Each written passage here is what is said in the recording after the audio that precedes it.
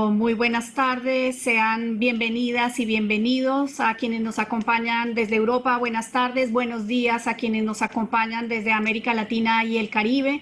Sean todos bienvenidos a esta semana de formación inscrita dentro del curso que estamos haciendo sobre buena gestión y buena gobernanza en los sistemas de seguridad social en el marco de la crisis generada por el COVID-19.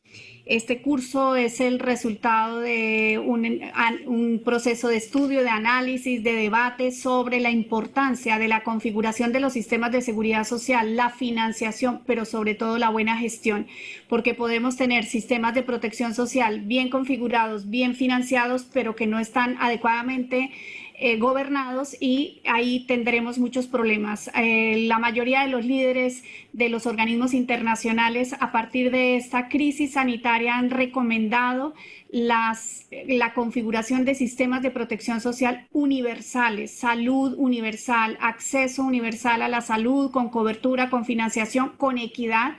Y de ahí la importancia de la gestión en los sistemas de seguridad social. Muy bienvenidos a todos los que se han inscrito en este curso. Esta es la semana de formación que tendremos online. En el día de hoy, la conferencia inaugural será presentada por el profesor Jaime Rodríguez Arana Muñoz, que es el presidente de FIDA, que es el Foro Iberoamericano de Derecho Administrativo, que recoge también muchos catedráticos, docentes, profesores y expertos en toda la región de Iberoamérica, y con quien tenemos ya una larga trayectoria de colaboración para precisamente poder llegar a las instituciones de seguridad social, a los funcionarios, porque la organización tiene como función en su mandato formar a aquellas personas que trabajan en las instituciones de seguridad social, y estas instituciones son nuestros socios en la región, más de 150 instituciones que están afiliadas a la Organización Iberoamericana de Seguridad Social. En esta semana se pretenden presentar conceptos y experiencias útiles para la mejora de la gestión de las instituciones en el ámbito de la seguridad social. Constará de 5 sesiones, cada una de 1 hora por día, con 3 ponencias de 15 minutos y 15 minutos para preguntas. Se entregará un certificado de asistencia a las personas que participen el 80% de la actividad, es decir, de 4 de los 5 días. Les recomiendo que las preguntas que puedan hacer las hagan en el apartado de preguntas y respuestas que tiene la plataforma. El título de estas 5 jornadas será en el día de hoy el primer panel: el derecho global, los derechos fundamentales y la equidad de género frente al COVID-19. El martes 16 la jornada tiene que ver con la buena gestión, la buena regulación, la prevención y precaución en emergencias sanitarias. El tercer panel tiene que ver con la buena gobernanza en el empleo de las tecnologías digitales y el liderazgo en las emergencias sanitarias. El jueves 18 tendremos un panel sobre transparencia, contratación pública y buena gestión sanitaria ante la crisis sanitaria. Y el día viernes cerraremos con un panel sobre políticas públicas, Agenda 2030, los ODS, la robótica y la inteligencia artificial para la buena gobernanza en la protección social. Esta sección estará siendo transmitida por el canal de YouTube de la organización y por streaming también. Los panelistas del día de hoy me permito presentarlos. La conferencia inaugural será dada por don Jaime Rodríguez Arana, catedrático de Derecho Administrativo, presidente del Foro Iberoamericano de Derecho Administrativo.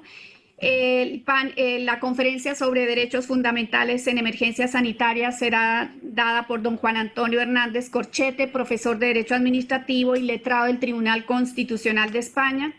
Y en el apartado de equidad de género en las crisis y en la crisis del COVID, contamos con la participación de doña Raquel Coello Cremades, especialista en políticas de empoderamiento económico de la Oficina Regional para las Américas y el Caribe de ONU Mujeres. Muchísimas gracias a los 3 por haber aceptado esta invitación. De nuevo, desde la organización contamos con la disposición siempre permanente de ustedes, y le doy la palabra ya al profesor para la conferencia inaugural. Profesor Jaime, tiene la palabra. Muchas gracias, secretaria general de la Organización Iberoamericana para la Seguridad Social. señoras y señores profesores, señoras y señores que nos ven a través de estas nuevas tecnologías que en este tiempo tanto se han desarrollado y que nos permiten transmitir y compartir tantos conocimientos a lo largo y ancho de este mundo.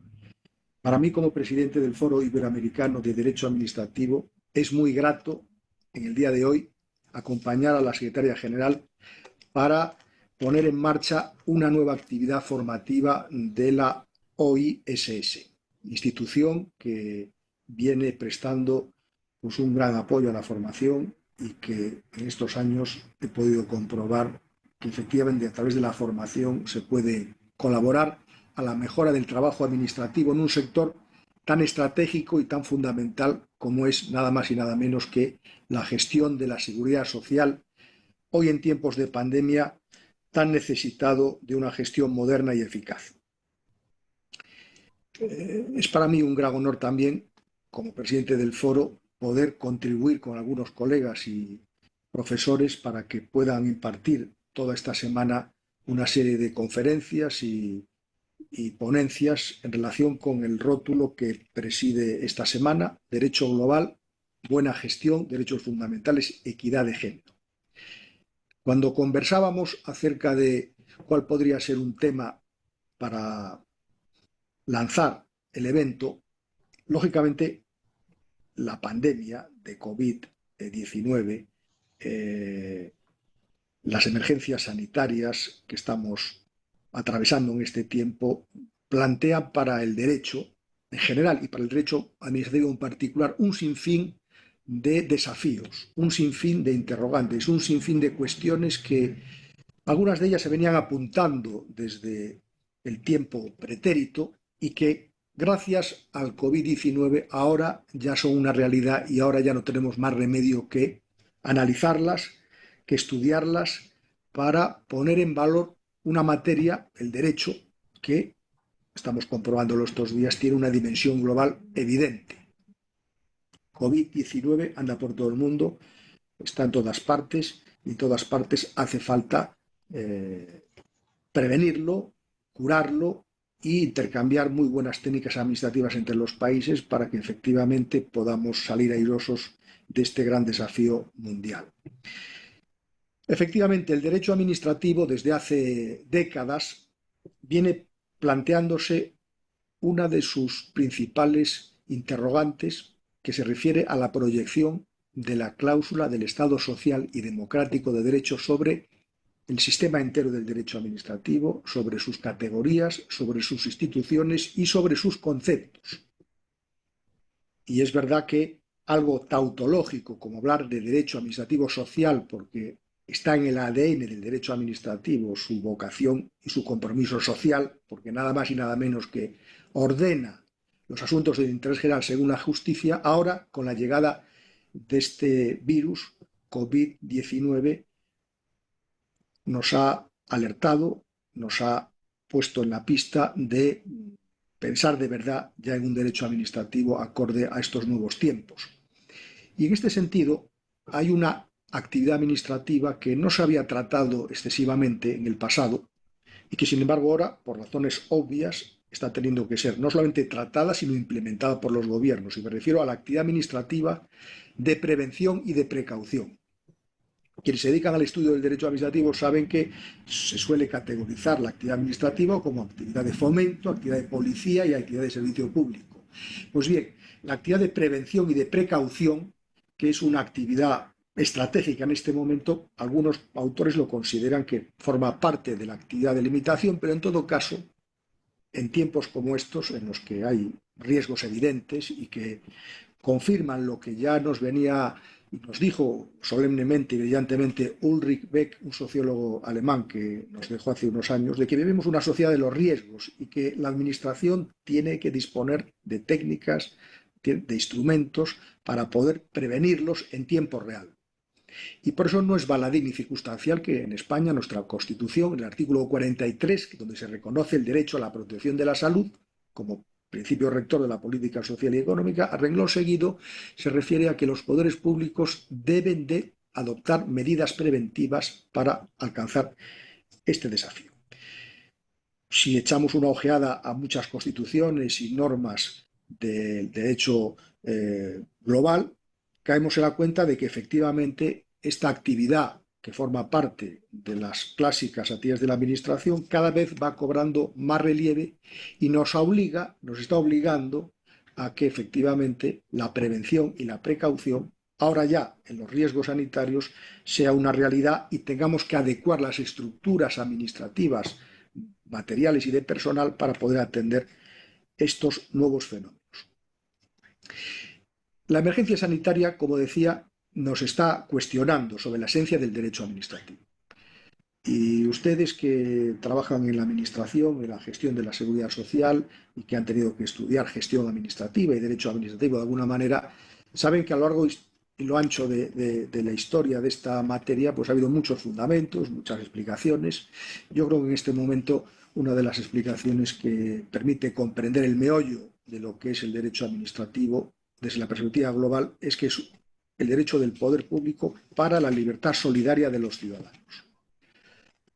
Vemos como la OMS a nivel global, que está tomando la iniciativa y está dictando recomendaciones a todos los países para que puedan implementar técnicas seguras de prevención, forma parte de ese entramado de un derecho global administrativo que, insisto, hunde sus raíces en la dignidad del ser humano.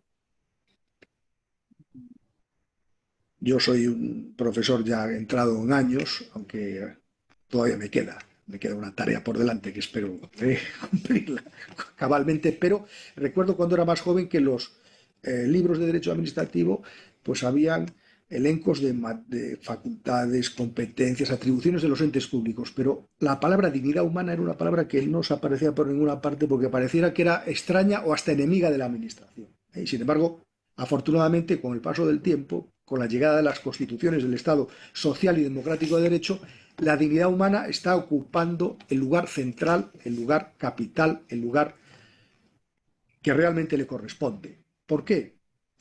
Porque la dignidad humana pues no solamente es un concepto filosófico o ético, sino que tiene una entraña y una raigambre jurídica de tal calibre, de tal relieve, que se yergue y se levanta omnipotente, todopoderosa y soberana frente a cualquier embate de cualquier poder por derribarla o peor todavía por ignorarla. Y hoy, efectivamente, la dignidad humana es el principio y el fin del Estado y toda la administración se dirige a proteger, a promover y a defender los derechos fundamentales de las personas. Entre ellos, uno muy importante y que ahora está también muy de actualidad, como ustedes saben mucho mejor que yo, es el derecho fundamental a la protección social. Y por lo tanto, toda la articulación administrativa, todas las normas administrativas que regulan este sector, cada vez son más sensibles hacia esta consideración central de la dignidad humana que ha llevado nada más y nada menos que en Europa a considerar en la Carta Europea de Derechos Fundamentales el derecho a la buena administración como un derecho fundamental, en su artículo 41, y en la Carta Iberoamericana de Derechos y Deberes de los Ciudadanos ante las Administraciones Públicas de 10 de octubre del año 2013, sin valor normativo, pero como un documento que está teniéndose en cuenta en las reformas administrativas de nuestro tiempo, también como un derecho fundamental. Porque efectivamente hemos de partir de este aserto y de este principio básico. El derecho administrativo promueve, protege y defiende los derechos fundamentales de las personas. Y esta buena administración, que tiene ya dimensión global, dimensión internacional, y que afortunadamente en las Cortes Supremas de nuestros países están empezando a construir y están derivando de ella cuestiones tan importantes como el derecho a la motivación de las decisiones administrativas, como el derecho al acceso a la información, como otros derechos integrantes que refiere la Carta, en este momento ocupa, como digo, un lugar estelar en lo que es el concepto que todos manejamos de buena gestión y de buena administración, que está también presente en este curso. La Carta Iberoamericana señala en sus prolegómenos y en su articulado que la buena administración se caracteriza por la equidad, luego tendremos una espléndida conferencia sobre la equidad de género, se refiere también a la imparcialidad en la gestión, se refiere al tiempo razonable, que es un tópico que en este tiempo tan importante es cuando vemos que hay que contratar, los países tenemos que contratar bienes y servicios sanitarios en tiempo real y tenemos que saltarnos las formalidades. Saltarlas me refiere de acuerdo con la norma, que permite en tiempos de emergencia simplificar los procedimientos, y eso hay que hacerlo comprobando que los bienes que se compran son de calidad, comprobando que hay motivaciones adecuadas.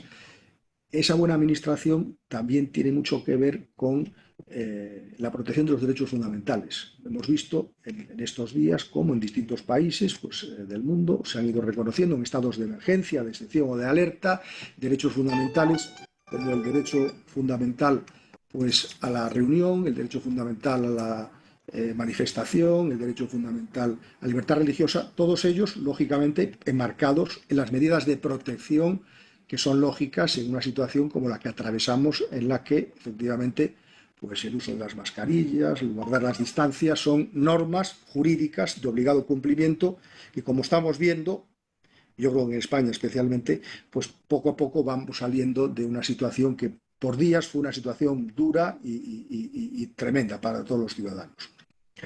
Este derecho administrativo se tiñe de globalidad, si cabe más, en tiempos en los que efectivamente tenemos ante nosotros fenómenos globales. Y cuando en los años 90 los pioneros del derecho global, los profesores Kingsbury, Stewart y Chris de la Universidad de Nueva York, lanzaron un documento titulado El surgimiento, la emergencia del derecho administrativo global, nos ponían en la pista de una realidad que, si bien en los años 90 era tímida y estaba dando sus primeros balbuceos, ahora ya no cabe duda que es una realidad que está ante nosotros y que tenemos que buscar las fórmulas para poder regularla, y también, y ya entro en el final de esta conferencia, rescatar algo que mi maestro, el profesor Meilan Gil, nos enseñó a sus discípulos hace ya muchos años, y sobre todo cuando empezaba a surgir todo este fenómeno de la internacionalización o la globalización, y es que tenía que ser un derecho principial, un derecho anclado y un derecho asentado en los principios generales del derecho, para evitar que algo que es jurídico y por lo tanto algo que está al servicio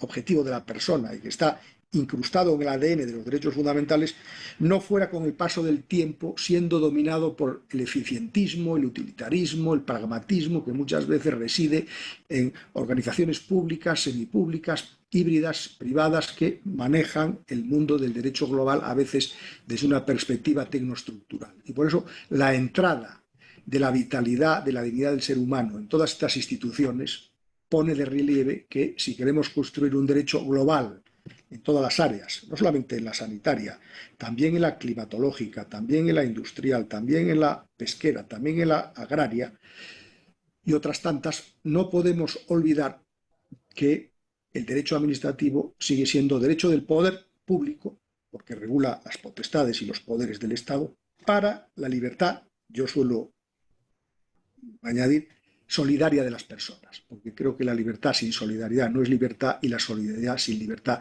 no es solidaridad.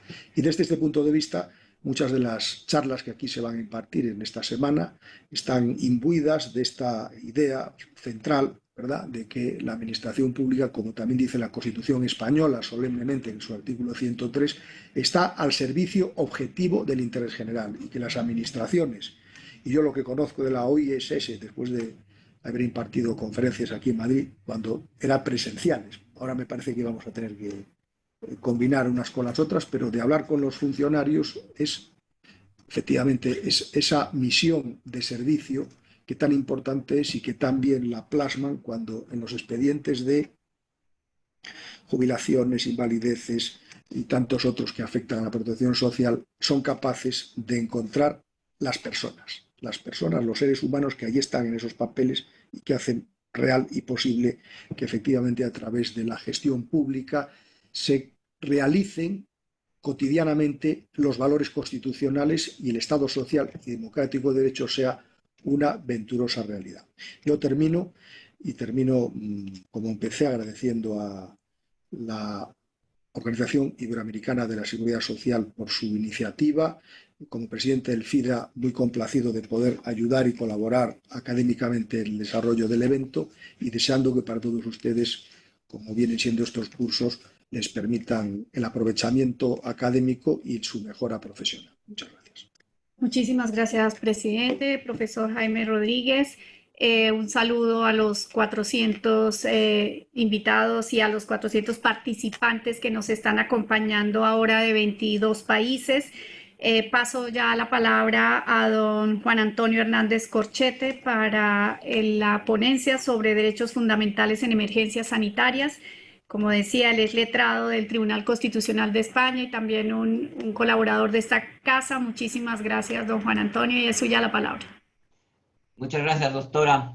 Es un gran honor colaborar hoy con esta actividad de la Organización Iberoamericana de la Seguridad Social, que la doctora Riaño y su equipo dirigen con tanta capacidad y entusiasmo. Por otra parte, me satisface mucho compartir sesión con Jaime Rodríguez Arana, amigo mío, que siempre tiene cosas interesantes que decir, como acabamos de comprobar. Y también con Raquel Coello, que no la conozco pero en persona, pero que siempre la he seguido y que la admiro mucho. Es un honor estar aquí con ustedes. Y es impresionante tener más de 200 o 300 personas escuchándome en este instante de tantos países, ¿no? Eso me impresiona un poco. Me gustaría poderles ver y que pudiéramos entablar un diálogo, pero dado que ha de ser de esta manera, voy a desarrollar en estos 15 minutos una idea que voy a anunciar y luego la voy a ejemplificar desde 4 perspectivas. La idea es que estamos en este momento de emergencia sanitaria en una situación excepcional. No es una situación común, no es una situación que se gobierne con técnicas comunes. Estamos en una situación excepcional. Y en ocasiones se piensa que en situaciones excepcionales cabe cualquier cosa.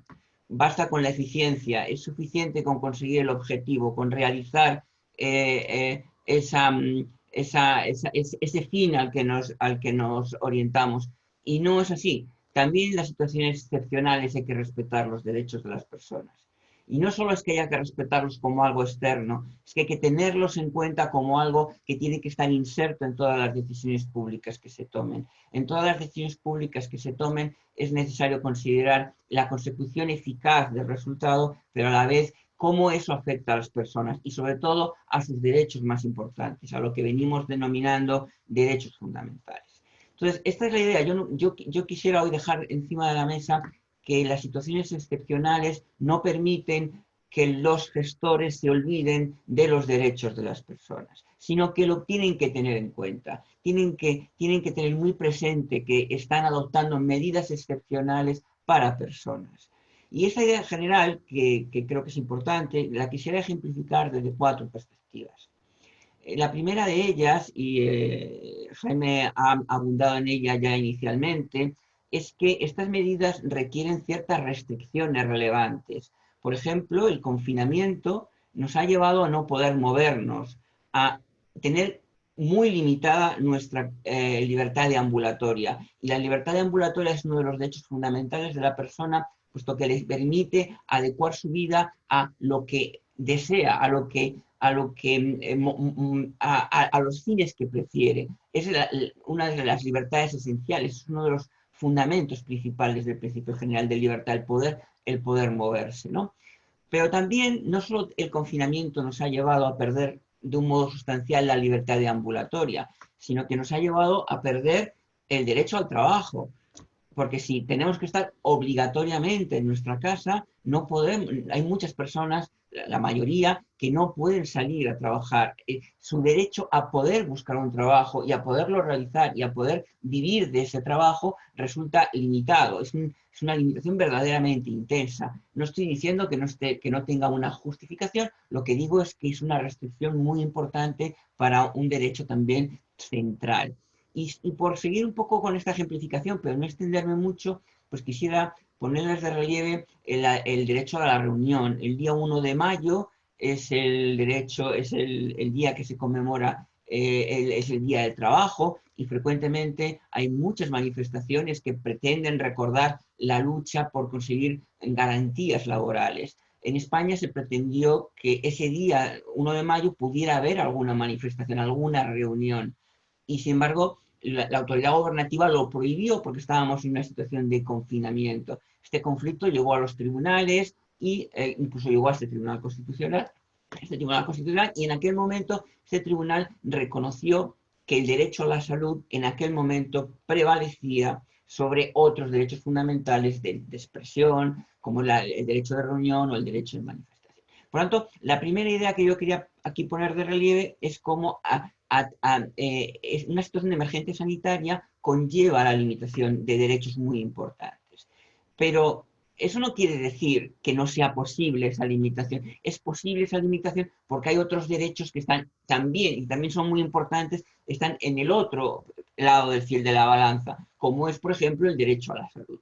Lo que pasa es que, a mi juicio, para que las administraciones y los poderes públicos procedan a incorporar restricciones tan importantes a la libertad de ambulatoria o al derecho de reunión, con base en el derecho a la salud, tienen que darse dos condiciones. La primera condición es que haya certeza. No se puede limitar la libertad de las personas sobre la base de sospechas o sobre la base de prevenciones remotas. La libertad de las personas, la libertad ambulatoria, la libertad de expresión que se manifiesta a través del derecho de reunión, el derecho al trabajo, son posiciones jurídicas muy profundas como para poder ser limitadas con base en meras prevenciones. Es necesario que haya ciertas certezas. O sea, el poder público solo puede basarse en el derecho a la salud para limitar otras libertades en la medida en que ese derecho a la salud se apoye en alguna certeza y no en meras sospechas. Y esto debe ser argumentado. Esto debe ser argumentado. La siguiente cosa es que esta limitación no cabe que sea una limitación abstracta. No es posible que se limiten derechos fundamentales muy serios con la base en un planteamiento abstracto, porque eso se acerca a la suspensión de derechos fundamentales. Y la suspensión de derechos fundamentales no es admisible. Es necesario que sea una limitación concreta, una limitación caso por caso, en que se argumente por qué es necesario esa limitación. Bien, este sería, digamos, el primer escenario que yo quería poner encima de la mesa. El segundo escenario tiene que ver con las personas vulnerables. La Corte Interamericana de Derechos Humanos ha puesto de relieve constantemente que los derechos fundamentales han de ser atendidos de un modo especial para las personas vulnerables.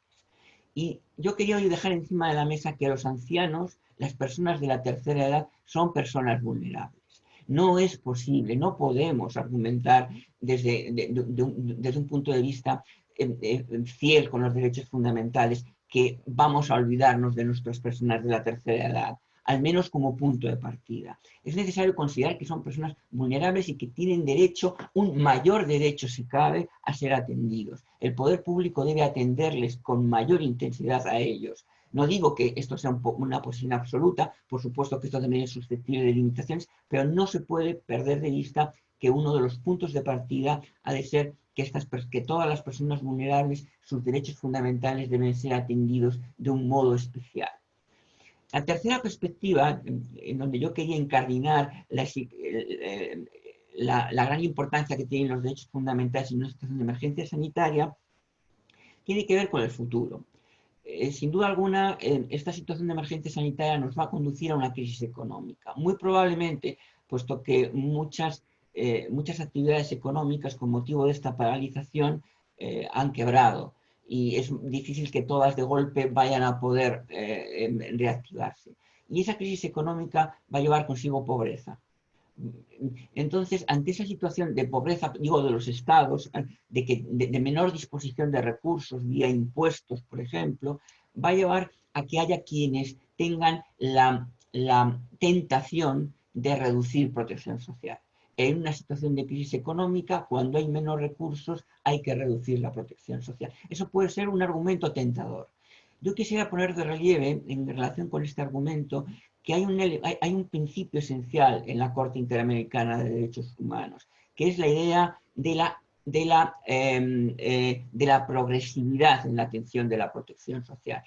No se le puede pedir a una sociedad que dé más de lo que tiene. Por supuesto que se pueden reducir algunas protecciones sociales o algunos beneficios cuando no se puede alcanzar más. Esto es así, pero la progresividad lleva consigo que eso hay que argumentar por qué no se puede alcanzar más. La progresividad no exime a los poderes públicos de tomar decisiones restrictivas sin razonarlo. Obviamente,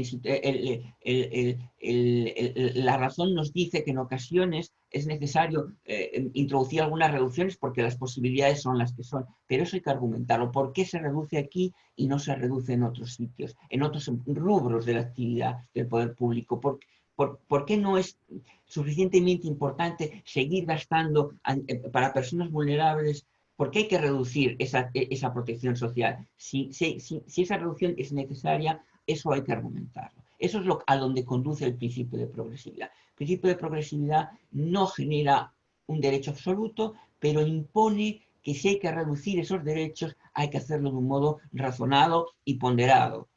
Y el cuarto último punto, porque no quiero extenderme, creo que me quedan 4 o 5 minutos, tiene que ver con los derechos fundamentales y las nuevas tecnologías. Una de las medidas eficaces para luchar contra la pandemia, que está en boca de todos, es el uso de las nuevas tecnologías, el uso de los teléfonos móviles que están por doquier, que están extendidos, que están en cualquier lugar y se pueden usar esas tecnologías para, si una persona resulta que da positivo, saber todas las personas con las que está relacionándose en los días anteriores y poder comunicarse con ellas. No niego la eficacia de esta medida, o sea, no la niego, es evidente que eso ayuda. A donde quiero llegar es que eso también tiene consecuencias negativas, o puede tener consecuencias negativas. Puede tener consecuencias negativas en el ámbito de la privacidad de las personas, que es un derecho fundamental también muy relevante. Entonces, yo quisiera aquí dedicar unos minutos. Simplemente quisiera hacer 2 planteamientos. El primero, es posible que estas medidas de seguimiento personal a través de los móviles y las nuevas tecnologías, es posible ponerlas en marcha si hay consentimiento de los titulares de esos datos personales.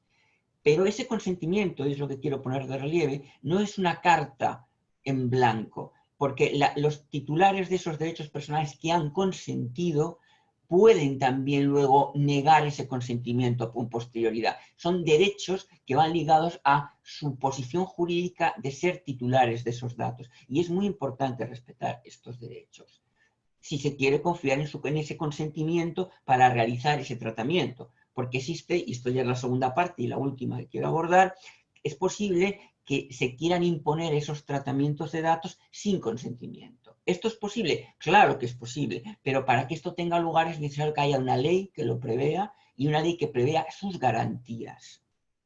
Es posible imponer de un modo obligatorio el sacrificio de la privacidad de las personas en orden a conseguir un objetivo de salud pública. Pero si eso es así, si se va a imponer, es necesario que haya una legislación que imponga esa limitación y que ofrezca garantías. Que ofrezca garantías de que esos datos no se van a usar para otras cosas, que esos datos no van a imponer limitaciones, por ejemplo, en la obtención de posibilidades de vida a la vuelta del tiempo o en el ofrecimiento de condiciones más gravosas a unas personas que a otras. Por lo tanto, estas eran algunas ideas, no he querido pasarme de mi tiempo, algunas ideas que yo quería compartir esta tarde con todos ustedes. Los derechos fundamentales no pueden ser olvidados en situación de emergencia sanitaria, no se pueden sacrificar a la eficacia de las medidas, sino que han de ser tenidas en cuenta como parte de ella.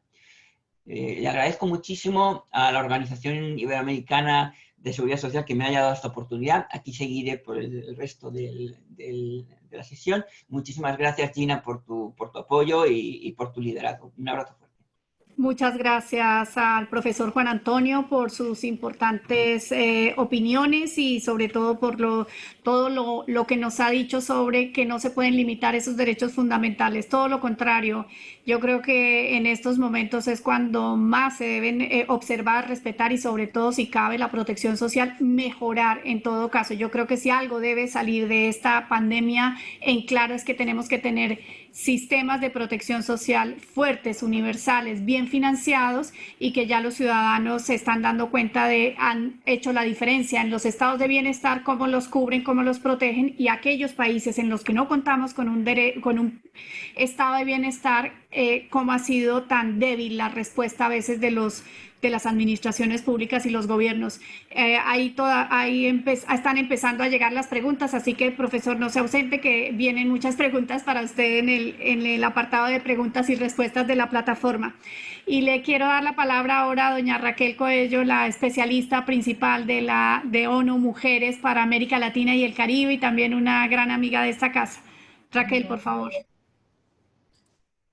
Bueno, pues también buenas tardes y buenos días. Muchísimo gusto encontrarte. Un saludo muy especial a mi querida Gina Magnolia, con quien la OIS, y un agradecimiento también muy especial a la OISS, con quien justo antes de que arrancara esta pandemia firmamos un convenio para poder impulsar conjuntamente con Mujeres y la OISS los temas de género en la seguridad social. Y creo que ya pensábamos que era relevante, pero nunca pensábamos que lo íbamos a tener que desarrollar en este contexto tan desafiante. Así que encantada de poder participar en esta serie o en esta primera sesión de este curso tan interesante, y también un gusto compartir con los profesores Jaime Rodríguez y Juan Antonio Fernández este panel. Bueno, yo sí les preparé una cortísima presentación por aquello de que puedan ver ilustraciones y también que quedara el material después para compartir con los participantes. La voy a compartir en pantalla.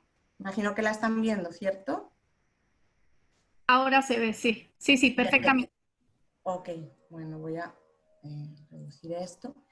Entonces, en relación al título de la conferencia, de la presentación que yo voy a hacer sobre la equidad de género en la crisis del COVID-19, cabría primero preguntarse, ¿no?, si realmente existe un impacto diferenciado de esta crisis en hombres y mujeres, si realmente es necesario ponerse esas lentes de género que nosotros llamamos cuando analizamos la realidad, porque sabemos que esta es una crisis que afecta globalmente a todos los países, a todas las regiones, a todas las poblaciones, y por tanto, pues, ¿por qué sería relevante entonces tener esta mirada, ¿no? Incluso ahora empezamos a abordar la crisis ya de una manera más estructural, porque primero estuvimos en una situación de emergencia.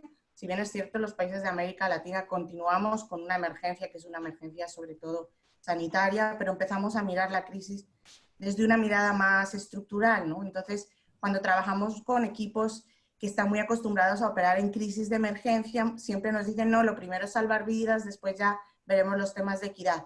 Cuando en realidad, y un poco voy a tratar de defender eso en mi exposición, uno tiene que poder incorporar esa mirada de equidad de género, pero de equidad social también, desde el arranque del diseño de las medidas, incluso las más inmediatas, para que esas medidas sean eficaces. Y para eso yo voy a tocar en realidad sobre también cuatro puntos, 4 argumentos, como el profesor que me antecedió. El primero es mirar al hecho de que las mujeres han estado en la primera línea de la respuesta. El segundo es analizar el impacto que ha tenido en el trabajo doméstico y de cuidados no remunerados, que en este caso sabemos que es mayoritariamente asumido también por las mujeres al interior de los hogares. Quiero también tocar el hecho de que muchas de las mujeres, por lo menos en la región de América Latina, trabajan en subempleo y en sector informal, y quisiera también dedicarle un punto especial al sector de las trabajadoras remuneradas del hogar, que ha sido un sector particularmente afectado por la crisis y donde siento que desde las instituciones de seguridad social tenemos una oportunidad enorme para poder hacer avanzar y que realmente crisis a futuro no impacten de esa manera. Entonces voy a entrar en cada uno de estos elementos. Si pensamos en las mujeres como parte de la primera línea de la respuesta, sabemos por la OMS que las mujeres constituyen el 70% más o menos de los trabajadores del sector sanitario y social. Incluso la media para la región es un poco más alta, es del 74% en América Latina y el Caribe, me refiero. Y además, yo añadiría este titular que las mujeres también son la primera línea de la primera línea, puesto que muchos de ustedes saben que ellas están desempeñándose mucho más en las profesiones de enfermería y de aquel personal que ha estado como en un día a día más cercano, ¿no? Sin menosvalorar todas las otras profesiones que, por supuesto, son fundamentales en la respuesta a esta crisis. Entonces, no es de extrañar que en países como Italia o España, que es donde ya tenemos datos desagregados del personal sanitario infectado, las mujeres son entre el 69 y el 75% del personal infectado. Pero yo quería también rescatar aquí el personal o la importancia que ha tenido el papel de las cuidadoras de salud en los hogares, en residencias, aunque sabemos que con casos muy tristes, o sea, cuando ha habido un momento donde el sistema sanitario ha colapsado, no ha podido absorber la demanda fortísima y el incremento tan grande de pacientes con necesidades de salud, muchos de los cuidados se han dado en los hogares, ¿no? Y esto ha tenido un coste, además del coste del cuidado a las personas enfermas, que ya es de por sí un esfuerzo enorme, también ha tenido costos físicos y emocionales. Entonces, bueno, antes de la pandemia ya la OMS estimaba que la contribución financiera de las mujeres al sistema de salud equivalía al 5% mundial y la mitad de este casi se realizaba a través de trabajo informal y trabajo no remunerado. Y quiero poner este trabajo en la balanza porque cuando estemos pensando, digamos, en respuestas de salud integrales, tenemos también que poder visibilizar esa parte de salud que no necesariamente se hace formalmente dentro del sistema sanitario.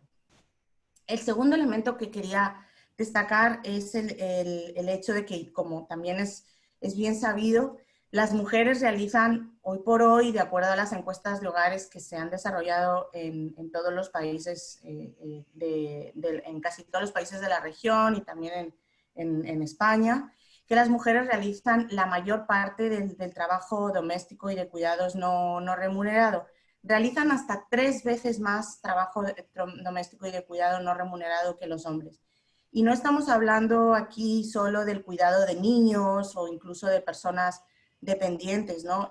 El trabajo de cuidados es la mitad del trabajo global. Estamos hablando de todas las actividades que permiten regenerar cotidianamente nuestro bienestar físico y emocional, es decir, son las tareas de limpieza de los hogares, el cuidado de nuestros cuerpos, el tener la ropa limpia, el tener alimentos preparados que podamos ingerir. Por tanto, vamos a pensar que incluso si este trabajo no existiera, ningún otro trabajo esencial podría realizarse. Las personas que trabajan en el sector de la salud no podrían salir a curar, a proteger, a hacer su trabajo si no hubieran recibido o no hubieran tenido previamente sobre ellos o sobre ellas un trabajo de cuidados. Por tanto, es un trabajo que es de una dimensión enorme, ¿no? Y que hoy por hoy está sobre todo asumido por los hogares, al interior de los hogares y por las mujeres, ¿no? Ahora, este trabajo también hemos visto como en tiempos de crisis se ha agudizado enormemente. Por un lado, tenemos más personas a cargo dentro de los hogares con hijos e hijas que no han estado acudiendo presencialmente a las escuelas y que muchos de ellos han tenido tareas al interior de los hogares y educación a distancia, y los padres y madres y las personas a cargo han tenido que estar también convirtiéndose en educadores y educadoras a distancia, ¿no? Ese cuidado de personas enfermas que ha habido en los hogares, o personas dependientes, o personas mayores incluso a distancia, como muchos de nosotros hemos tenido que hacer compra online para padres o para madres. Hemos tenido que ocuparnos de esas personas que no podían movilizarse porque eran personal de riesgo, también en la distancia.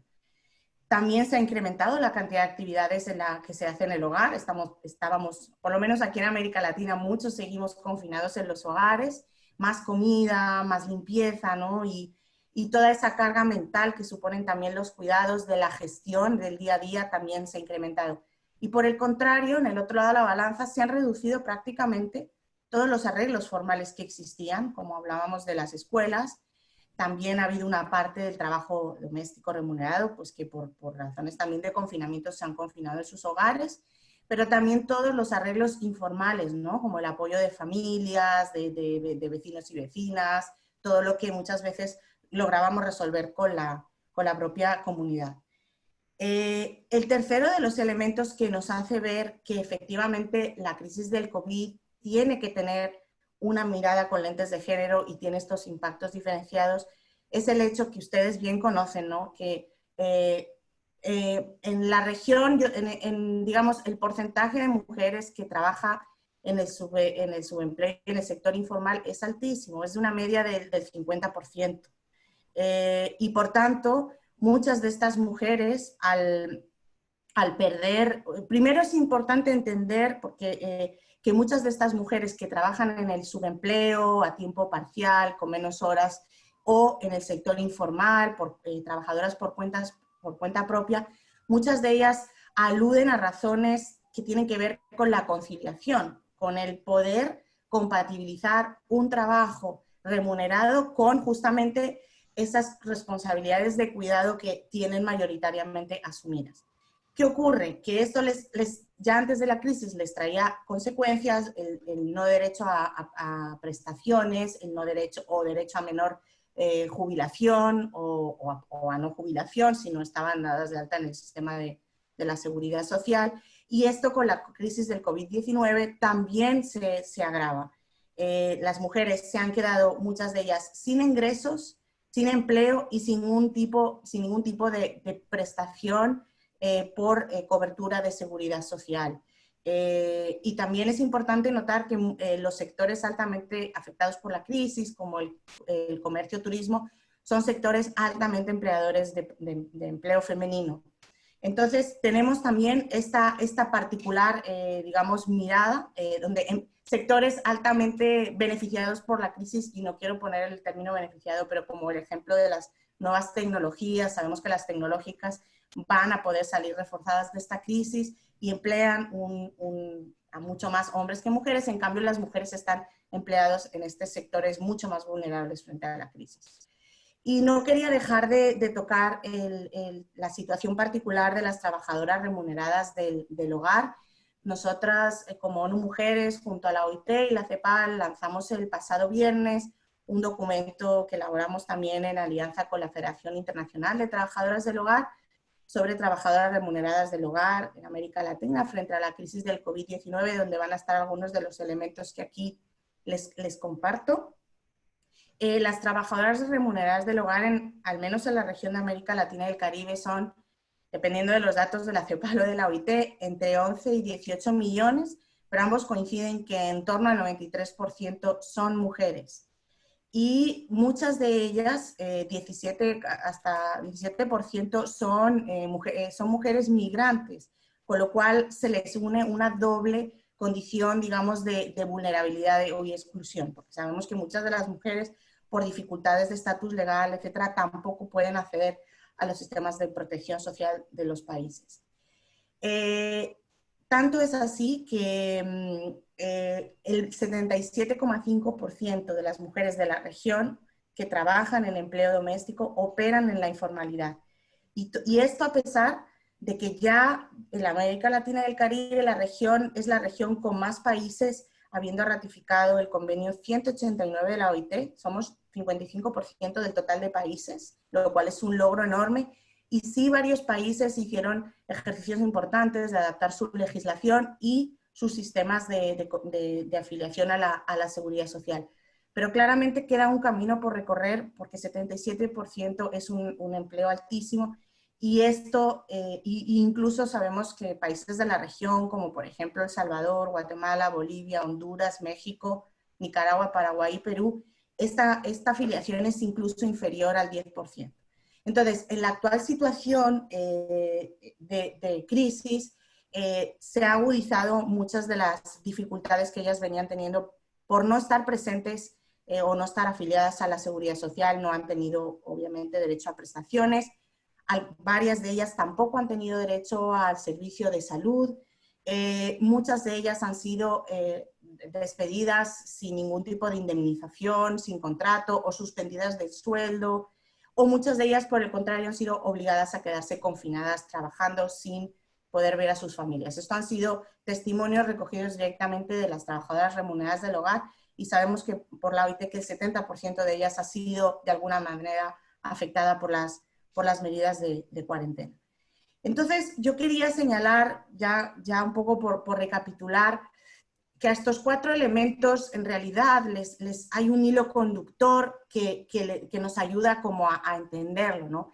Y es que esta crisis de los cuidados, quiero decir, esta cantidad ingente de trabajo que hay que realizar, que como les decía al inicio, es la mitad del tiempo de trabajo que se dedica, aunque sea no remunerado, y que es sobre todo asumida por mujeres en los hogares y sobre todo por mujeres de condiciones de menos recursos, es lo que en general genera, es lo que llamamos, genera un círculo vicioso entre cuidados, desigualdad, precariedad, exclusión de pobreza. Es decir, cuanto más pobres son las personas, más trabajo de cuidados realizan, porque una parte de ese trabajo, a diferencia de las personas con recursos, no lo pueden contratar, subcontratar, terciarizar. No se pueden pagar escuelas infantiles, no se puede pagar empleo doméstico, no se puede pagar un servicio urgente de salud si es necesario cuando no se tiene acceso a la salud pública, etcétera, etcétera. Y a la vez, cuanto más trabajo de cuidados, también resulta más difícil salir de la pobreza. Sabemos que hay hasta un 25% de hogares encabezados por mujeres que son los que lideran los rankings de las situaciones de pobreza, pero estos hogares donde la mujer es la única perceptora de ingresos, pero a la vez es la única que se hace responsable de los trabajos de cuidados, tiene muy limitada su capacidad de generar dichos ingresos. Entonces, y luego el otro elemento que se viene a sumar a este círculo vicioso es que las personas que sí se emplean en trabajo doméstico también lo hacen, como hemos visto, por ejemplo, con las trabajadoras remuneradas del hogar, en un empleo peor pagado. Ellas cobran hasta un 50% menos de la media de los trabajadores y trabajadoras del resto de la región, sin protección social muchas veces, lo cual no les permite salir de ese círculo vicioso de la pobreza. Entonces, abordar el mal reparto del cuidado y la redistribución del cuidado en realidad no es solo atacar un problema de igualdad de género, es atacar al problema de raíz de la desigualdad social, es atacar al problema de raíz que impide muchas veces que no pueda existir un adecuado reconocimiento y una adecuada integración del trabajo de cuidados como un eje fundamental de la protección social y de la seguridad social. Entonces, bueno, por no quedarnos solo con un diagnóstico, digamos, triste y pesimista, desde ONU Mujeres estamos trabajando fuertemente con los gobiernos de la región para avanzar en una serie de medidas, tanto en el corto como en el mediano plazo. Aquí en la región todavía vivimos, como les decía, mucho la situación de emergencia y muchas de las medidas son medidas que tenemos que seguir tomando en circunstancias de confinamiento y con alta crisis todavía sanitaria de la pandemia. Muchas de estas medidas tienen que ver con asegurar medidas de protección a la salud y protocolos de seguridad para trabajadores del sector de los cuidados. Ese altísimo nivel de contagio que hemos visto en algunos países porque al principio de la pandemia no hubo equipos de protección, pero también para las personas que están cuidando los hogares, que están dando atención domiciliaria o personas como las trabajadoras domésticas, es necesario generar estos protocolos de seguridad en el trabajo y dotar de equipos de protección. Es también fundamental ampliar la protección social a personas con responsabilidades de cuidado. Sabemos que muchos de los países de la región han puesto en marcha sistemas de urgencia, ingresos de emergencia, sistemas que flexibilizan el acceso a medidas que ya existían de protección social y los amplían a otros sectores de la población. Es fundamental, decía, poder ampliar esa protección para estos colectivos que tradicionalmente no estaban cubiertos, pero que se han quedado en esa línea realmente que ya han caído en la pobreza y que además muchas veces no estaban cubiertos, ¿no? Y es asegurar también, obviamente, la salud y el subsidio al desempleo en aquellos países que existan a estos colectivos. Es importante, y esto creo que es un mensaje clave para las personas que están en este seminario, todo el tema de la facilitación y la flexibilización de los trámites de la afiliación a la seguridad social. Sabemos que muchos países, por ejemplo, habían hecho ya esfuerzos importantes como Costa Rica, Uruguay, Argentina, por citar algunos, para flexibilizar la afiliación de las trabajadoras domésticas, permitir, por ejemplo, la afiliación multipatrono, reconociendo, digamos, proporcionalmente los costes y reduciendo. Y ahora a esta facilitación se tiene que unir todo el tema de permitir hacerlo online, fomentar los procesos administrativos online y dar muchísima información y facilitar los trámites para patrones y patronas de las empleadas domésticas y en general de los trabajadores y trabajadoras. Bueno, en el tema de transferencias monetarias, que también entré brevemente, no voy a ahondar, pero también tenemos un documento elaborado sobre cómo incorporar la perspectiva de género a los programas de transferencias monetarias, donde sabemos que muchos de ellos eran condicionadas y donde sabemos que en esta actual situación no se puede cumplir con la condicionalidad, por tanto hay que repensar este gran instrumento que ha sido uno de los ejes centrales de la protección social en la región. También proporcionar un nivel mínimo de servicios de cuidado para personal de servicios esenciales. La pandemia nos confinó a todos, menos al personal de servicios esenciales, pero ¿qué pasaba con el personal de servicios esenciales que tenía que atender o que tiene que atender servicios de cuidado? Entonces hay países de la región que sí optaron por mantener ese nivel mínimo de servicios de cuidado. En Costa Rica, por ejemplo, se mantuvieron los centros de cuidado infantil para personal de servicios esenciales o personas que no podían no ir a trabajar. Y esto es también fundamental que se vaya incorporando a medida que la economía se vaya abriendo y otros trabajadores se vayan incorporando presencialmente a sus trabajos. Y yo diría presencialmente y no solo presencialmente, porque también es una falacia pensar que el teletrabajo es necesariamente compatible con los servicios de cuidado. Dependerá del tipo de servicio de cuidado. Si yo tengo que cuidar a una persona 24 horas al día y estar pendiente, o si yo tengo niños y niñas pequeños que requieren demandas de atención educativa, no puedo pensar que eso es necesariamente compatible con el teletrabajo. Por tanto, hay que pensar y diseñar servicios de cuidado a medida que las personas se quiere que se incorporen al ámbito laboral. Y ya en el mediano plazo, esto es algo que venimos también discutiendo largamente con la OISS y con otras instituciones como la OIT y el PNUD, hay que pensar en cómo podemos colocar la organización social de los cuidados y su reparto entre hombres, Estado, sector privado y comunidad en el centro de las decisiones y cómo realmente articulamos sistemas integrales de cuidado. En la región existen varios ejemplos también que realmente permiten esa reorganización y vertebran el cuidado como un eje central del sistema de protección social, ¿no? Para ello también es fundamental invertir en infraestructura social de los cuidados, en tecnología y transporte, ahora que seguramente habrá muchos recursos de inversión para poder movilizar la economía, expandir la frontera, digamos, de la capacidad de gasto. Una parte de esa inversión y de esa infraestructura tiene que ir necesariamente a infraestructura social de cuidados, porque no hay capacidad para absorber la demanda ingente de cuidados que existe hoy por hoy en la región y no está cubierta. Y finalmente, y lo decía un poco al inicio la secretaria general, Dina Magnolia, es importante repensar los mercados laborales en un orden distinto, de manera que fomenten esa corresponsabilidad y no penalicen el trabajo de cuidados. ¿Cómo reforzamos también los sistemas de licencias, remuneradas y no remuneradas? ¿Cómo repensamos también el tema del tiempo parcial y cómo eso no queda penalizado, por ejemplo, en los sistemas de pensiones?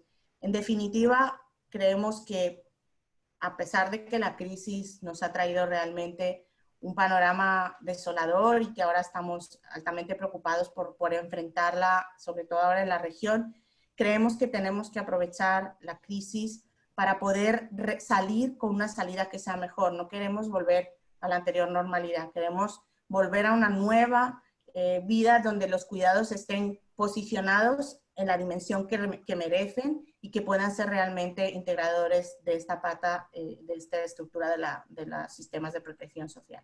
Muchísimas gracias.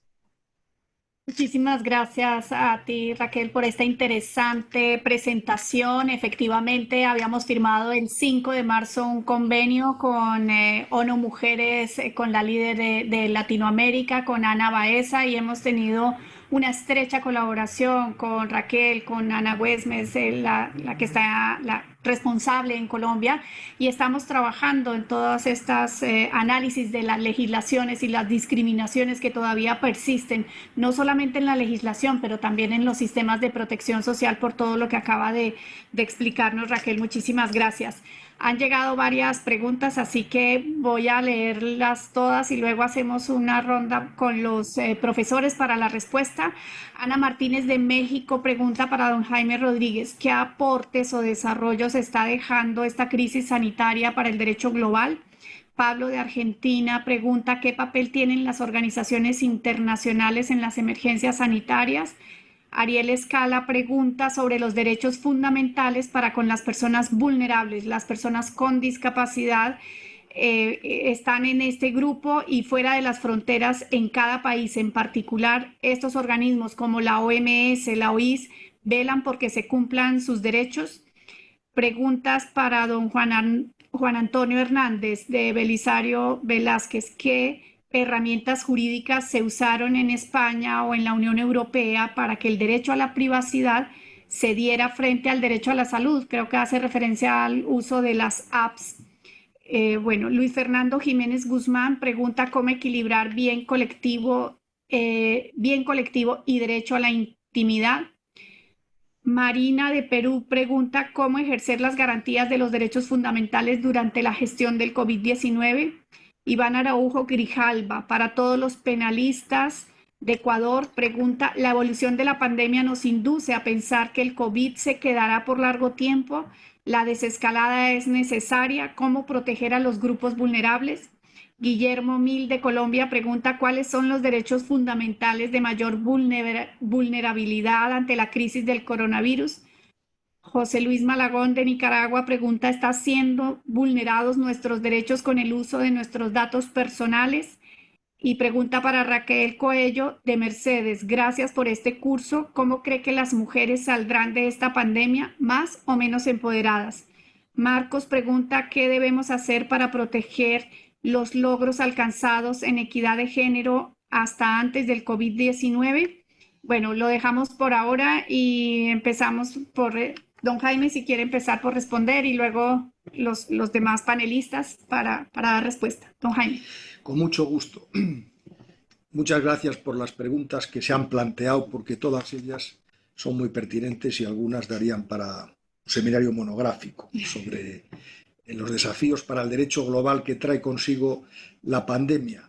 Pues la verdad es que a mí en concreto, y mi grupo de investigación, que se titula así, Grupo de Investigación en Derecho Público Global, está siendo un despertador y un acicate para repensar los fundamentos y los basamentos y los cimientos del derecho global, precisamente, que está montado desde muchos puntos de vista todavía sobre una idea de la eficiencia, de la eficacia, que no es muy compatible con la dimensión ética que está en el fenómeno jurídico. Y esto nos tiene que acompañar y nos tiene que ayudar a replantear, yo creo que en bloque, el derecho administrativo global, sus instituciones, las normas que se van promulgando, la existencia de poderes judiciales independientes, los sistemas de control, es decir, lo que a nosotros al menos nos está sugiriendo, lo que está viniendo, que insisto, es una gran oportunidad para pensar, es una gran oportunidad para construir, es precisamente que el derecho global se construya desde la persona, no desde los intereses. Algo que lamentablemente vemos que desde hace mucho tiempo está en la entraña de la construcción de las instituciones que tenemos del derecho global. Y yo me atrevería a decir también que de muchos organismos internacionales y de muchos fenómenos supranacionales que ahora mismo tienen la oportunidad de verse desde esta perspectiva. Y desde luego, si hay algo que creo que nos está enseñando este virus, es que la prevención y la precaución, como dimensiones de la actividad administrativa, son esenciales y estratégicas. Yo les decía antes que uno de los mejores libros que he leído de sociología en los últimos años, La sociedad de los riesgos, de Ulrich Beck, que es un sociólogo alemán que lleva tiempo, ya no está con nosotros, pero ha escrito mucho y muy bien sobre la necesidad de caer en la cuenta de que estamos en sociedades donde estamos desafiados por muchos riesgos desde muchos puntos de vista. Y es verdad que se nos había alertado y ahora pues, mucha gente coloca vídeos y entrevistas de gente incluso muy importante que venía hablándonos de que había una pandemia en ciernes, ¿no? Que iba a llegar una pandemia que no sabíamos. Bueno, la realidad es que esto ahora tenemos que tomárnoslo mucho más en serio y las estructuras administrativas tienen que diseñarse en ciertas áreas desde una dimensión en la que la prevención y la precaución esté más presente. Y creo que otra enseñanza para mí muy importante es el diálogo del gobierno con los científicos, el gobierno y la ciencia, que es otro tema que, por alguna razón, no es que lo tuviéramos muy presente, pero tampoco había grandes oportunidades de ponerlo en marcha. Creo que en todos los países ese diálogo entre el gobierno y la administración es fundamental, entre el gobierno, la administración y los científicos y las científicas. ¿Por qué? Porque ya Platón nos dijo hace mucho tiempo, y con gran tino, que los sabios no deben gobernar. Y los sabios lo que tienen que hacer es ofrecer a los que gobiernan los dictámenes mejores científicos para que los gobernantes tomen las medidas prudenciales mejores. Y creo que ese diálogo ahora mismo se ha puesto de manifiesto lo importante que es la transparencia, lo importante que es la promoción de los derechos fundamentales, como decía la doctora Gina en su intervención. Si algo nos enseña la pandemia es que cuanto los poderes son más intensos y más extensos, ahí hay que promover, proteger y defender los derechos fundamentales de las personas. Porque como también ha señalado Juan Antonio, es verdad que no podemos olvidarnos de que en la administración los expedientes son para resolver problemas de las personas y sobre todo de personas, como nos han demostrado ahora en la excelente intervención de Raquel, mujeres que llevan trabajando mucho tiempo, que los cuidados las han puesto en situaciones muy delicadas y que hay que primar esas situaciones de una vez por todas. Creo que el mundo internacional del derecho global está siendo sacudido en este tiempo y está sacudido positivamente, porque también constatar los fallos que existen pues es muy sano para aprender de lo que no se ha hecho bien y poder levantar las instituciones, levantar el poder judicial, los poderes legislativos, la Constitución. Son muchos temas, pero creo que nos van a ayudar a que el futuro creo que sea un poco mejor. Muchas gracias, don Jaime. Don Juan Antonio. Sí, muy buenas tardes. De las preguntas que han sido dirigidas a mí, yo creo que se pueden reconducir a dos. Y las voy a abordar de esta manera pues para ser más directo y tampoco ocupar demasiado tiempo. La primera tiene que ver con la relación entre la privacidad y los bienes colectivos. Y la segunda tiene que ver con las personas vulnerables o con la vulnerabilidad de derechos fundamentales. Entonces, sobre el primer punto, hay veces que se cree que la privacidad es un bien jurídico de segundo nivel, que la privacidad es un capricho, que en realidad podemos vivir sin privacidad. Hay veces que se cree que es un lujo, que la privacidad es un lujo y que por tanto, ¿qué más da que perdamos un poquito de privacidad si para ello se consiguen fines eficaces? Bien, yo quisiera salir al paso de este planteamiento. Para mí, a mi juicio, la privacidad es un bien de primera necesidad. La persona, en su dignidad y en su desarrollo personal, solo puede comportarse con esa dignidad y solo puede realizar ese desarrollo personal si tiene privacidad. Esa es la única manera. Su desarrollo personal depende de su privacidad. Una persona vigilada nunca se va a desarrollar. Una persona vigilada nunca va a ser persona. Y no debemos perder de vista que la gran potencialidad de tratamiento de datos personales que nos lleva a conseguir resultados tan estupendos y tan magníficos sin los cuales la sociedad no podría vivir, esa misma potencialidad para conseguir cosas positivas, esa misma potencialidad se manifiesta en la producción de daños. Con la misma potencialidad se puede beneficiar como perjudicar. Entonces, yo creo que ese es un punto importante. La persona vigilada no es persona. Podríamos hablar de 1984, aquella famosa novela, podríamos hablar de muchas imágenes, pero creo que esa idea es importante. Segunda cuestión en relación con esto. La privacidad también es un bien colectivo. La privacidad no solo es un bien individual, porque la privacidad beneficia la creatividad de las personas, solo hay sociedades creativas donde hay personas con privacidad. Por eso es por lo que el consentimiento no es suficiente para que alguien renuncie a su privacidad, porque no solo sale perdiendo él, sale perdiendo la sociedad porque él pierde su creatividad. Y, por lo tanto, yo creo que es muy importante no perder de vista que el valor privacidad es de los más importantes que existen, ¿no? Eso no quiere decir que sea un valor absoluto, ese es el contraste. Todo valor, desde un punto de vista jurídico, es limitable y puede haber ocasiones donde merezca ser limitado. Lo único es que si ha de ser limitado con luz y taquígrafos. La decisión tiene que ser clara, fundamentada y dotada de salvaguardas. Y esto es lo que probablemente no esté teniendo lugar. Y eso es lo que a mí me preocupa. Creo que hay que poner el acento en que la privacidad no es un bien de segundo nivel, sino de primer nivel, aun cuando pueda ser limitado. Y la segunda cuestión sobre las vulnerabilidades. Yo creo que no hay derechos más o menos vulnerables. Es complicado decir que hay derechos más importantes que otros. En realidad, lo que hay es personas más vulnerables que otras. Hay situaciones que a determinadas personas les influyen más, les afectan más que a otras. Hay personas más vulnerables y esas son las que deben ser atendidas de un modo prioritario por el poder público y por las decisiones de la colectividad. No se puede decir, conforme a un criterio de eficacia, que las personas de la tercera edad, como tienen menos posibilidades de sobrevivir, vamos a atenderlas peor, o vamos a poner menos atención para poder atender más a las personas que tienen más oportunidades de sobrevivir. Ese planteamiento de partida no es acorde con un enfoque fundado en los derechos fundamentales. Otra cosa es que en situaciones concretas haya que tomar decisiones concretas, pero como punto de partida no es posible. Entonces, yo concluiría diciendo que no es que haya derechos más o menos vulnerables, hay personas más o menos vulnerables. Muchas gracias. Muchas gracias al profesor Juan Antonio. Y para Raquel, antes de que empiece a responder, le han llegado 3 preguntas más.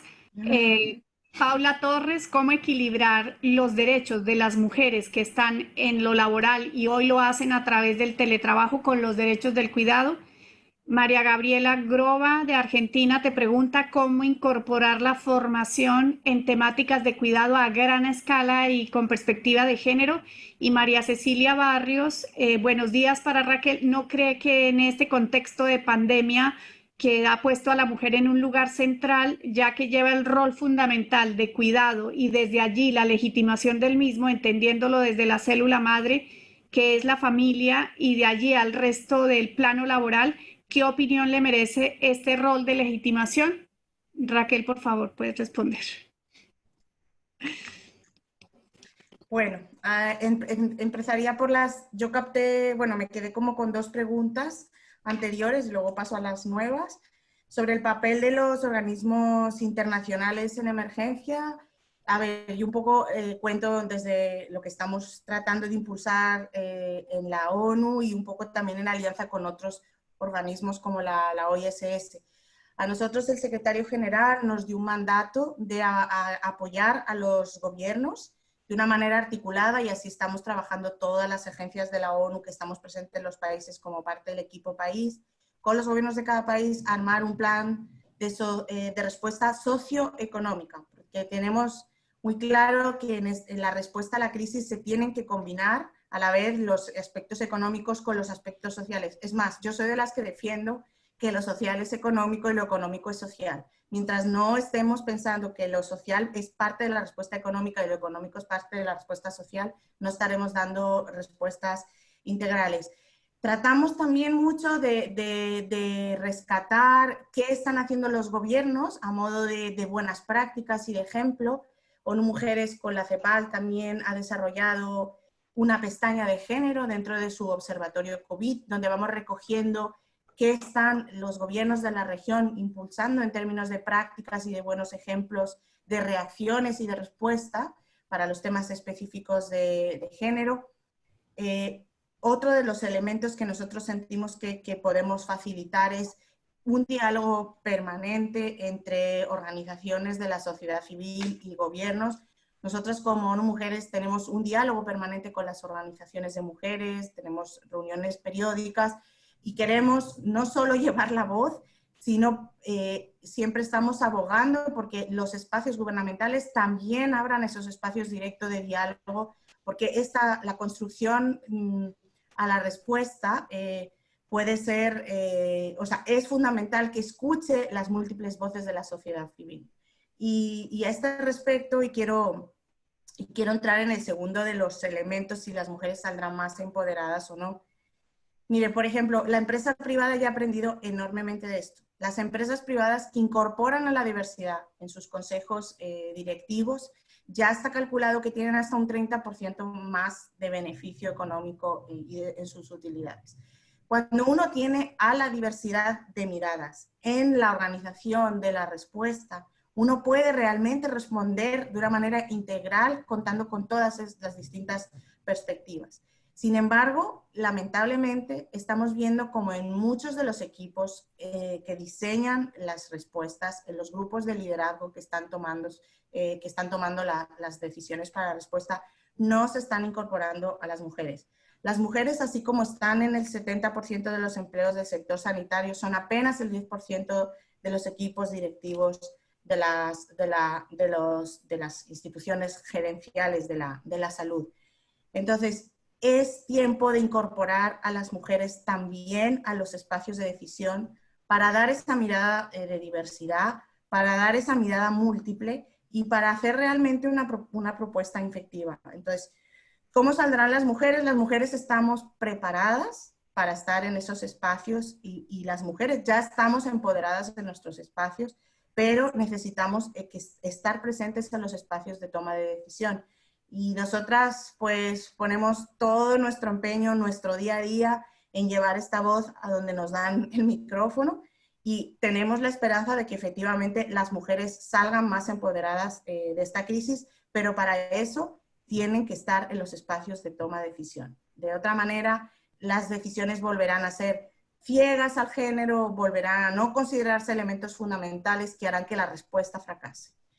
Y por entrar en las últimas preguntas, ¿cómo deben darse los derechos, me decían, de las mujeres para combinar el cuidado del teletrabajo? Creo que esta es una pregunta que debe ampliarse no solo a las mujeres, sino a los hombres. Estamos viendo también que en situación de confinamiento los hombres también están teniendo que compatibilizar teletrabajo con cuidado y deberían, si realmente quieren contribuir a una salida de la crisis sostenible, asumir también esa parte que le corresponde del cuidado de los hogares y poder compatibilizar también teletrabajo cuando lo tengan con cuidados. Yo lo he dicho al inicio, depende mucho del tipo de cuidado y depende mucho del tipo de trabajo en el que uno tenga que teletrabajar. No puede haber recetas únicas, lo que sí es que no puede haber un punto de partida que asuma que el teletrabajo es compatible con los trabajos de cuidados. Creo que cada situación debe mirarse. Creo que las empresas y las instituciones empleadoras tienen que mirar efectivamente al teletrabajo como una opción que ayuda a salvar vidas, ¿verdad? Pero tienen también que haber respuestas complementarias al trabajo para asumir las responsabilidades de cuidado. Y en ese sentido, creo que España ha dado un paso muy importante al anunciar la vuelta a las escuelas. Creo que hay que tomar todos los protocolos de precaución disponibles, pero no se puede pensar en que la economía sigue, los trabajos siguen, toda la vida sigue, y sin embargo las responsabilidades del cuidado no se tocan y se quedan confinadas en los hogares. Entonces, me parece que hay que, además de trabajo, mirar medidas complementarias que ayuden a reorganizar las responsabilidades del cuidado. Una parte, por supuesto, siempre seguirá en los hogares y dentro de los hogares hay que repartirla entre hombres y mujeres, pero también hay que reforzar la respuesta a los servicios de cuidado fuera de los hogares para poder hacer un ajuste y que todas las personas puedan hacer compatible su vida laboral con sus responsabilidades de cuidado. Sobre formación, bueno, yo creo que la OISS es un ejemplo que ha venido haciendo numerosos seminarios, antes eran presenciales, tal vez podamos retomar esto también a futuro como seminarios específicos en temas de cuidado. Hay muchas instituciones que están colocando este tema. Yo creo que la OISS tiene muy buenos materiales en particular sobre seguridad social y cuidados publicados, y creo que sí, que efectivamente ahora que entramos en esta nueva dimensión de la formación virtual, que por suerte nos permite a algunas personas pues participar con más frecuencia, porque como estamos desde nuestros hogares nos podemos conectar, podríamos aprovechar para impulsarlo. No obstante, sí quiero rescatar que ya hay materiales y hay acciones formativas y que algunas están disponibles en la OISS, y también el Centro de Formación de Mujeres, el Training Center, tiene un curso específico sobre cuidados, que también es virtual. Y bueno, la última pregunta era sobre, en el contexto de la pandemia, el rol legítimo de cuidados de las mujeres, si las mujeres van a quedar legitimadas. Yo creo que lo que queda legitimado es lo fundamental que resulta el trabajo de cuidados, ya se haga remunerado o no remunerado, que es, como digo, la mitad del tiempo de trabajo. Si uno pone todas las horas que uno le dedica a hacer cuidado, trabajo remunerado y no remunerado, el cuidado es la mitad. He tratado de explicar en mis 4 elementos de presentación que no es posible seguir manteniendo un sistema que coloque exclusivamente a las mujeres y exclusivamente al interior de los hogares la responsabilidad de ese trabajo. Ese trabajo debe ser redistribuido al interior de los hogares entre hombres y mujeres, debe ser redistribuido también con los actores públicos, con los estados, con las empresas, con la comunidad. Debe haber políticas efectivas que permitan esa redistribución. Estamos pensando, por ejemplo, cuán importantes fueron en su momento los incentivos de la seguridad social a las contrataciones para conciliar, pero solo se pusieron en su momento en España para mujeres. ¿Por qué no también tenerlos para los hombres?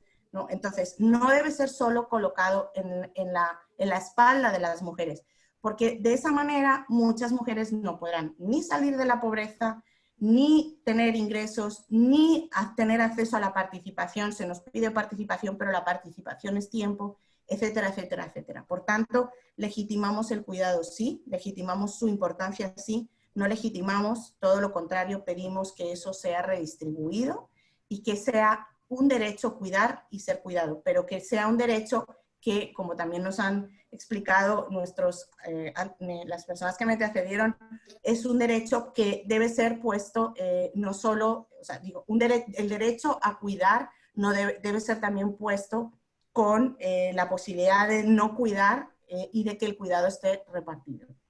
Con eso dejaría por concluir mis respuestas. Muchísimas gracias. Muchísimas gracias, Raquel. Yo quisiera simplemente complementar a la pregunta que nos hace Ariel Escala sobre cuál es el papel de estos organismos internacionales frente a la respuesta que deben dar los países. El papel de los organismos internacionales es de ser órgano de información, de coordinación, si acaso de respuesta coordinada. El mandato no va más allá. Son los países y las autoridades de los estados las que tienen la obligación y la responsabilidad de coordinar esa respuesta, de dar la respuesta como tal. Pero sí quisiera aprovechar la ocasión para decirles que desde esta organización, desde el comienzo, en marzo, mediados de marzo, comenzamos una estrategia para acompañar a nuestras instituciones en la respuesta, porque las instituciones de seguridad social estaban en la primera línea de respuesta, tanto en la atención propiamente a lo sanitario, a la crisis sanitaria, como en lo que tiene que ver con el otorgamiento de subsidios desde la protección social. Y para coordinar esa respuesta lanzamos una estrategia que consistió en 3 pilares. Uno, del monitoreo y recopilación de todas las medidas que los gobiernos y las instituciones iban adoptando, tanto en materia de salud como de seguridad social, de protección social, de atención a la crisis económicas, y ya estamos complementando con las estrategias de reactivación económica. También hicimos análisis técnicos producidos por los consultores de la OIS, puestos a disposición de los interesados, formación, hicimos también recomendaciones a la ciudadanía en general y protocolos de bioseguridad para el sector agrícola, para el sector de la infraestructura, de la construcción, para la seguridad y salud en el trabajo del personal sanitario. Y hicimos mucho énfasis en la protección de los trabajadores sanitarios para evitar el contagio, porque contrario a lo que pasa en Europa, que no tenemos ese estado tan fuerte de prestación de servicios, tenemos escasez de personal sanitario, escasez de camas, escasez de insumos médico-quirúrgicos, y tenemos que cuidarlos más. Entonces, al no tener esos equipos de protección personal, de protección individual, evitar ese contagio. Ahí estuvimos trabajando y mostrando qué tipo de protección debería adoptar las instituciones de seguridad social. También dentro de esa coordinación de experiencias ya hicimos 13 seminarios web, una reunión ministerial con los ministros de Seguridad Social de la región para mostrar las medidas adoptadas. Pudimos presentar aquí mismo la experiencia del ingreso mínimo vital de España, de la renta, el ingreso familiar de emergencia de Argentina, del ingreso solidario de Colombia. En fin, todas las medidas adoptadas en la región. También 8 microformaciones muy importantes sobre atención a la emergencia propiamente, de triage, de cómo distribuir las urgencias, de cómo crear hospitales de campaña. Mostramos la experiencia del hospital de IFEMA, que fue construido en 10 días, en tiempo récord, y un hospital de 1.200 camas, muy grande para lo que suelen ser estos hospitales de campaña. Mostramos también experiencias de innovación y la tecnología puesta al servicio de la pandemia, respiradores y ventiladores realizados desde muchísimas empresas. SEAT, por ejemplo, que realizó un ventilador con una máquina de moverlo con una máquina de limpiabrisas de los carros. Mostramos también las experiencias innovadoras de las universidades de América Latina. Están todas subidas a la página web de la OIS, y también en coordinación de la respuesta hemos recibido solicitudes concretamente de los estados del Amazonas, de Perú, Brasil y Colombia, porque hay una especial incidencia de la pandemia en el sector de los indígenas. Han muerto varios, ya incluso un taita de la comunidad indígena del Amazonas, porque apenas tenían protección de mascarillas, elementos, solo muy poca respuesta, y estamos intentando acompañar esa respuesta coordinada en esa frontera del Amazonas. ¿Qué es lo que se requiere en estos momentos? Mayor cooperación, más multilateralismo, respuestas coordinadas. Es una pandemia global y la respuesta tiene que ser global.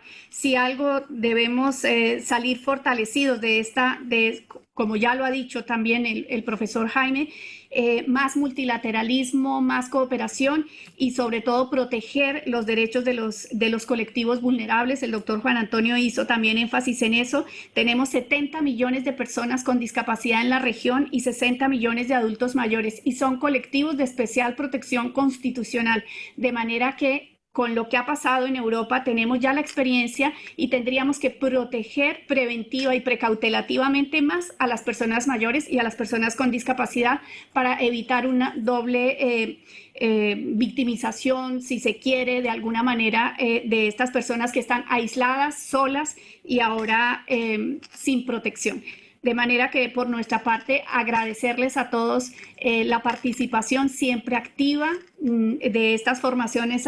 Ya han pasado por las aulas virtuales de la OIS cerca de 70.000 personas. Esto ha fortalecido también la llegada de la organización, porque estos sistemas virtuales permiten mayor llegada, menos contacto personal, pero sí más llegada a través de estas tecnologías. Así que también ha sido para nosotros enriquecedor y muy buena experiencia. Muchísimas gracias a todos por la participación. Quedan muy invitados para el panel de mañana sobre regulación, prevención y precaución de emergencias sanitarias, a la misma hora, que lo conducirá nuestra vicesecretaria general. Muchísimas gracias y buena tarde. Hasta pronto. Muy bien. Gracias, chao.